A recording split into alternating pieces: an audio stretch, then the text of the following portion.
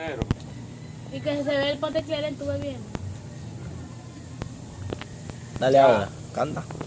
Bueno, para complacer a los jóvenes de este barrio, el barrio Enriquillo, sector del barrio donde yo, en mi infancia, vine cuando tenía 6 años.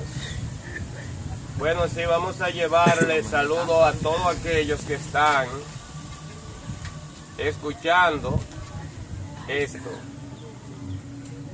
El conglomerado de amigos en este barrio, en el que estoy.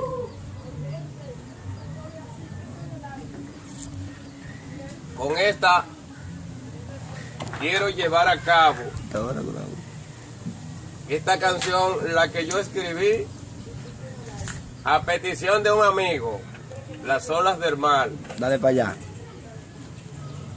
Cada vez que regreso al contemplar el sol, cada vez que despierto al contemplar el sol, admiro la naturaleza.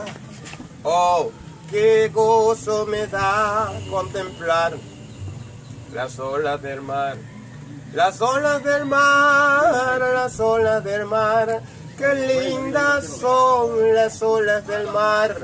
Van y vienen, vienen y van, qué hermosas son las olas del mar.